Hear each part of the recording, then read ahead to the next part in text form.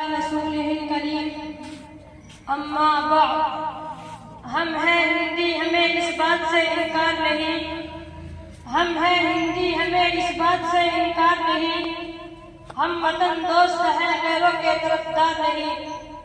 رونق بزم حضرت صدر اور معزز مہمانان اعزام، پیارے ساتھیوں، ہندوستان میں مختلف ادیان کے ماننے والے لوگ رہتے ہیں۔ یہ ہمارا ملک سیکولر ملک ہے۔ اس ملک میں ہم سب کو آزادی کے ساتھ جینے کا حق حاصل ہے۔ آج 15 اگست یوم آزادی کا دن ہے۔ ہندوستان کے تمام مدارس و مکاتب، اسکولوں و کالجوں میں قومی ترانہ و تاریخ ہند اور جھنڈا لہرایا وہ جشن منایا جا رہا ہے۔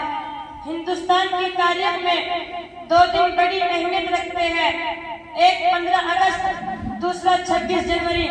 15 اگست سن 1947 عیسوی کو ہندوستان انگریزوں کے قبضے سے آزاد ہوا، اس لیے یوم آزادی کے طور پر منایا جاتا ہے۔ اور آزادی کے بعد ڈاکٹر بھیم راؤ امبیڈکر کی سربراہی میں دستور مرتب کرنے کے لیے ایک کمیٹی تشکیل دی گئی، جس کے سرکردہ دستور کو 26 نومبر سن 1949 عیسوی میں قانون کو نافذ کیا گیا۔ اس لیے 26 جنوری کا دن یوم جمہوریہ کے طور پر منایا جاتا ہے۔ اسی دستور کے نفاذ کے مطابق ہمارا ملک ایک جمہوری ملک کہلاتا ہے۔ ساتھیوں، ہندوستان کے آزادی کے لیے سید احمد شہید رحمت اللہ علیہ اور شاہ اسماعیل شہید رحمت اللہ علیہ کو بالا کوٹ کی پہاڑی پر شہید کیا گیا۔ ہندوستان کی آزادی کے لیے حضرت شیخ الہند رحمت اللہ اور حضرت شیخ الاسلام کالا پانی کے اور شیخ الاسلام حضرت مولانا سید حسین احمد مدنی پر وارنٹ جاری ہوئے۔ ہندوستان کی آزادی کے لیے سن 1857 عیسوی میں 51,000 علماء شہید ہوئے۔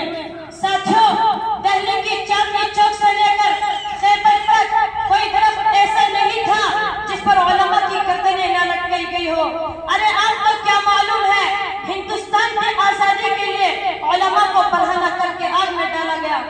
ساتھیوں، اس ہندوستان کی آزادی کے لیے حضرت مولانا ابوالکلام آزاد، مہاتما گاندھی، ڈاکٹر بھیم راؤ امبیڈکر، راجندر پرساد، پنڈت جواہر لال نہرو، امام ربانی، حضرت مولانا رشید احمد صاحب گنگوہی رحمت اللہ، حجت الاسلام حضرت مولانا قاسم صاحب نانوتوی رحمت اللہ، محدث کبیر حضرت مولانا خلیل احمد صاحب امبیڈکر رحمت اللہ علیہ، مجاہد آزادی حضرت مولانا مظہر حسن صاحب نانوتوی رحمت اللہ، امام غنیت حضرت مولانا عبید اللہ سندھی، حافظ ضامن شہید رحمت اللہ کی جد و جہد اور کوششوں کے نتیجے میں یہ جامع آئین بنا اور نافذ ہوا ہے۔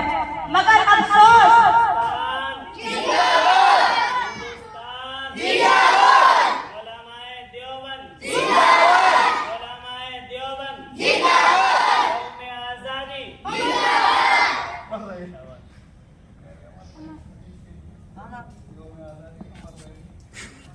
مگر انہیں علماء کی آزادی کے لیے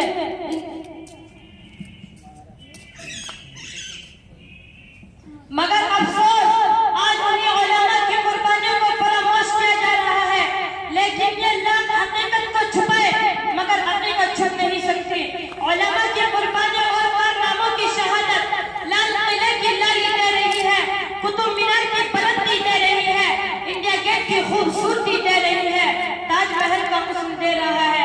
میں اپنی تقریر کو اس شہر کے ساتھ ختم کرتا ہوں۔ پتا پتا بوٹا بوٹا حال ہمارا جانے ہے، پتا پتا بوٹا بوٹا حال ہمارا جانے ہے، جانے نہ جانے گل ہی نہ جانے باغ کو سارا جانے ہے، وما علینا الا البلاغ۔